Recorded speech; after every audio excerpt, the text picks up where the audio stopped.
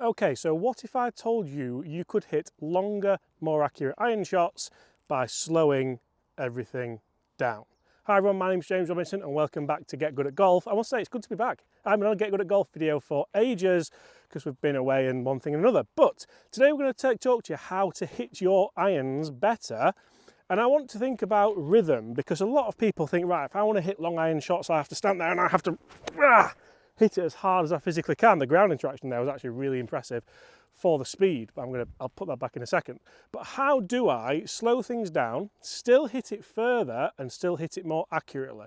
You see, we're talking about upper body in today's video, which is something which a lot of people don't cover and a lot of people don't even think about when it comes to the game of golf.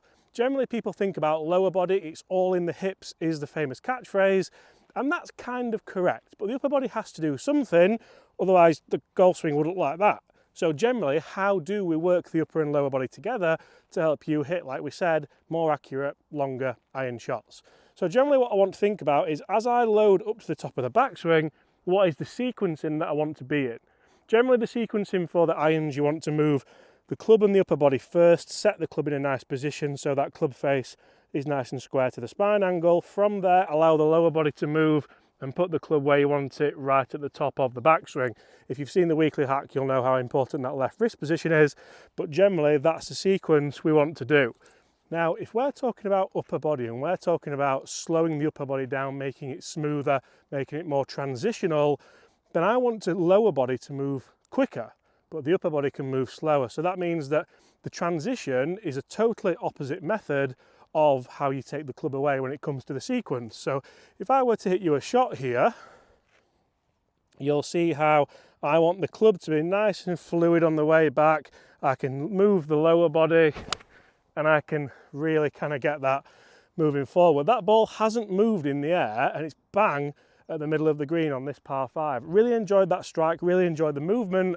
You saw how slow that was, you saw how methodical that was. You're not going to do that in play, you're not going to do it out here on the golf course, but certainly when you go onto the driving range, when you want to practice, it's a really good way of thinking about it, because if I start to move that club slowly, then allow it to even pause a little bit, like Mr. Ledbetter said in the lesson I had with him, and then allow the lower body to move, the first thing I want to do is almost feel like I pause the club at the top, while the lower body starts that transition into the downswing. You can see that that then puts the club in the same position on the way down pretty much as it was on the way back, but one thing's changed. The hips have actually cleared a little bit more, which allows the handle to work forward.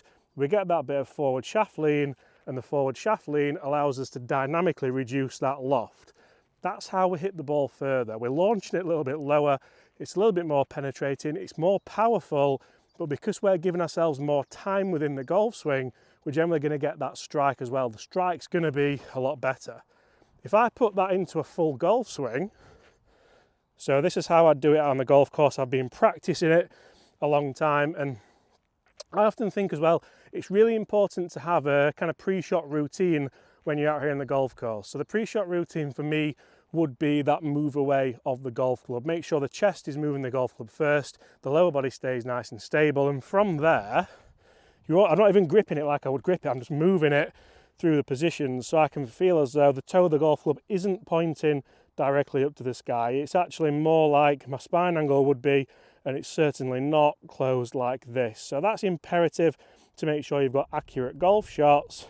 It wants to be level with the spine angle there. So if I were to move that back and then just feel like I kind of have a move up to the top, I feel like I get it as high as I can because I generally have a bit of a flat golf swing, but that's my waggle. So when I get into the shot then, you can see I've hit a really nice consistent straight golf shot again, and again that's bang smack in the middle of the green on this par 5. So they're the results we want, and this is the turf interaction that I want as well. So that's a really simple way of you hitting more accurate, longer iron shots while slowing everything down, thinking about it a little bit more and becoming a little bit more methodical. Guys, if that helps, smash that subscribe button and we'll see you all at the same time tomorrow to help you get good at golf.